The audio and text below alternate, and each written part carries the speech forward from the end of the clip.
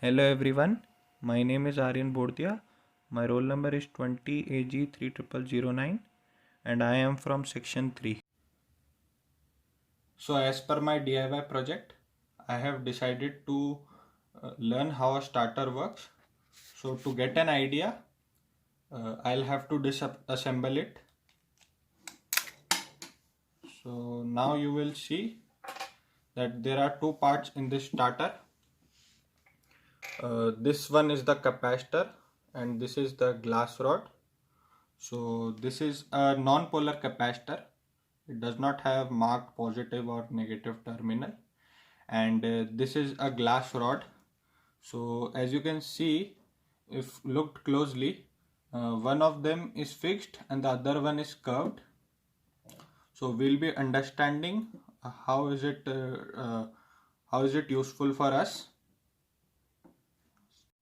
Now one question arises, why do we require starter for starting the tube light?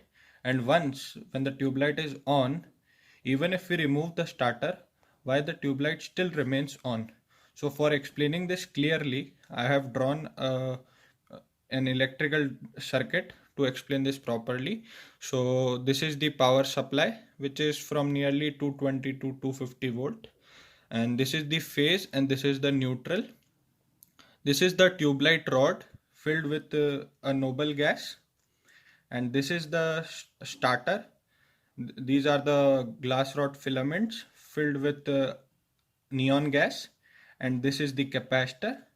So the capacitor is just used for filtering, and it has no such major function. So the major function is done by the glass rods. So what happens is, to light up the tube light, we need to vaporize the gases inside the rod. To vaporize them, the voltage required to us is really high. It's more than 1000 volt or something, but the power supply is maximum 250 volt. So to achieve that voltage, we take use of the starter. So what happens is, when the current from this comes, so it won't be able to, since it won't be able to vaporize the gas inside the tube light, it will go to the starter. These both rods will get heated up, and since I said that the one of these curved rods is movable, so it goes and tries to stick to the fixed rod.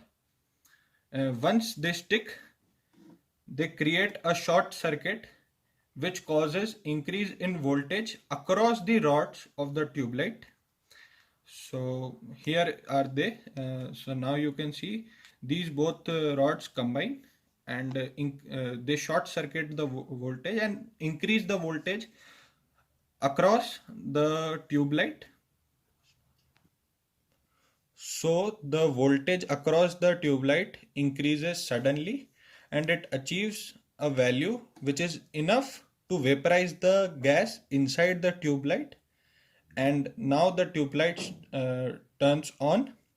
So once it has turned on, the current from the power supply will start flowing from the inside of tube light itself. So even if now we remove the starter, the tube light will still be on. And now we understand that why even after removing the starter, the tube light still remains on. So this is how all it is done. Now I'll reassemble this starter.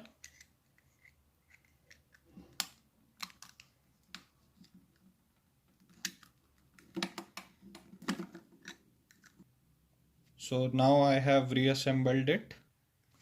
Now I hope I was able to explain how the starter works. So this is all about my DIY project. Thank you.